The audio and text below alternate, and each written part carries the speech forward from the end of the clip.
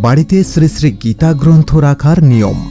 আপনার বাড়িতে যদি ভগবান শ্রীকৃষ্ণের মুখনিসৃত বাণীর এই সংকলিত গ্রন্থখানি থেকে থাকে, তাহলে সেটিকে রাখার জন্য কিছু নিয়মকানুন আপনার অবশ্যই জানা প্রয়োজন। 1. গীতাকে সবসময় পবিত্র স্থানে রাখুন। বিশেষ করে বাড়ির ঠাকুরঘরই গীতা রাখার উপযুক্ত স্থান।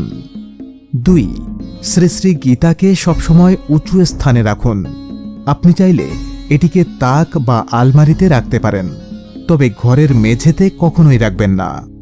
3. শ্রী শ্রী গীতা গ্রন্থখানি সর্বদাই কোনো পরিষ্কার কাপড় দিয়ে ঢেকে রাখুন। 4. বাড়িতে গীতা থাকলে তা নিয়মিত পাঠের অভ্যাস গড়ে তুলুন। 5. শ্রী শ্রী গীতাকে সর্বদা পবিত্র অবস্থায় স্পর্শ করুন। অপবিত্র বস্ত্র পরিত্যাগ করে এবং স্নান করার পরেই গীতাকে স্পর্শ করুন। 6. গীতা পাঠ করার আগেও ঠিক একই রকমের পবিত্রতা বজায় রাখুন। এবং 7. শ্রী শ্রী গীতাকে সর্বদা সম্মান করুন এবং এই গ্রন্থকে অন্য গ্রন্থের সাথে রাখলে একে সবার উপরে রাখুন।